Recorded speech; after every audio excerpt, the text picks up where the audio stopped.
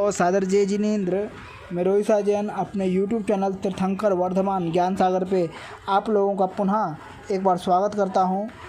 मित्रों, आज मैं आपको बताने जा रहा हूं कि अफ़गानिस्तान मोहनजोदाड़ो सिंधु घाटी की सभ्यता का जैन धर्म से क्या संबंध है।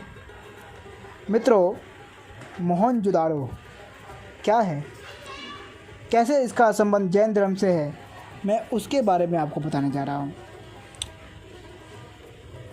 महावीर प्रभु का 17वां चातुर्मास चल रहा था।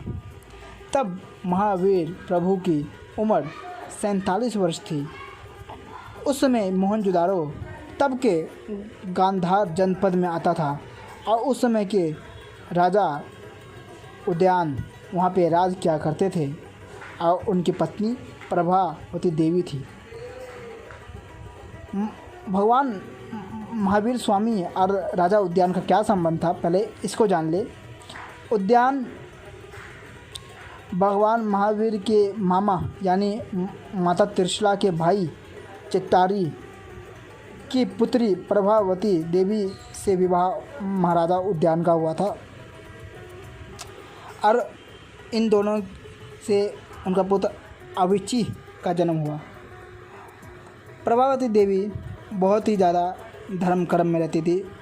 जैन धर्म को बहुत अच्छे से पालन करती थी, दीक्षा ले रखी थी। प्रभावती देवी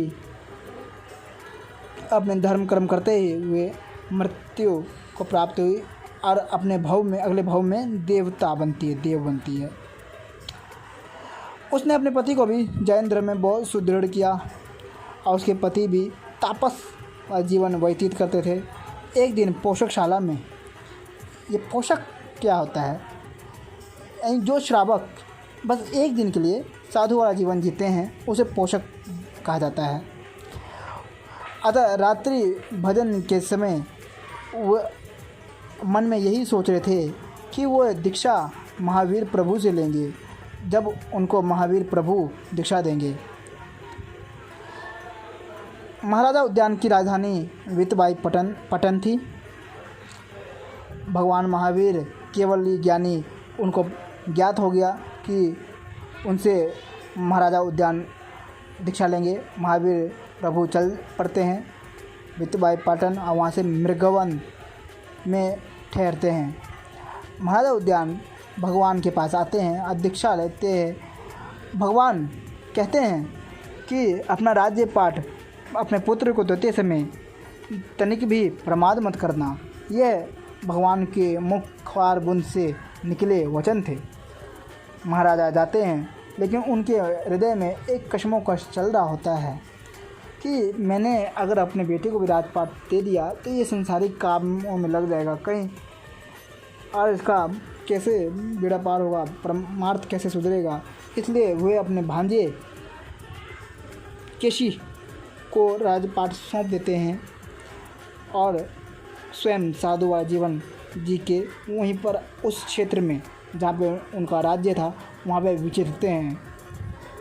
वो एक उपवास 2 उपवास ऐसे महीने भर उपवास करते हैं और अपनी दिनचर्या चला रहे थे। एक दिवस वो बीमार हो जाते हैं। तब वैद्यों ने उनको दही खाने के लिए कहा था उनके स्वास्थ्य के सुधार के लिए। अतः एक दिवस वो भ्रमण करते करते विहार करते करते अपनी राजधानी वितबाई पाटन पहुंच जाते हैं। तब केशी के मंत्री उनके काम भर देते हैं कि महाराजा लगता है अपना राज्य लेने पुनः आ गए हैं, तो आप कुछ उपाय करें। अतः उसने महाराजा यानी मुनि उद्यान के दही में विष मिला के दे दिया। विष से अनजान उन्होंने दही को ग्रहण किया। विष का धीरे धीरे प्रभाव पड़ने लग गया और उनका स्वास्थ्य बिखरने लग गया। अतः लेकिन वो अपना धर्म पे दृढ़ रहे, अपनी उपासना जारी रखी। अतः उन्होंने संधारा करने का निश्चय किया।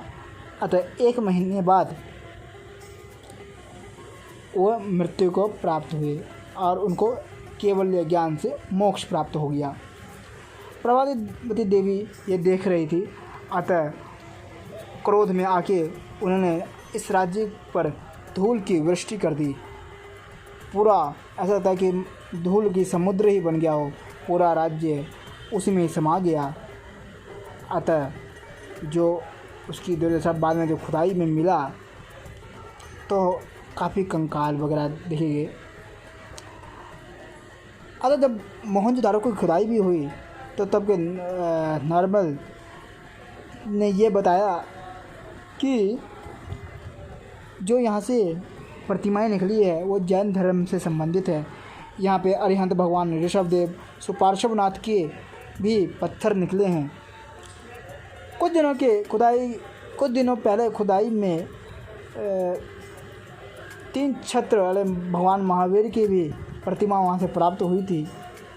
और ये सारे अवशेष जो हैं मथुरा के संग्रहालय में भी सुरक्षित रखे गए हैं। एक लेखक ने ब्रिटिश लेखक थे मोहनजोदाड़ो को अर्थ ही ले लिया कि मुर्दों का स्थान।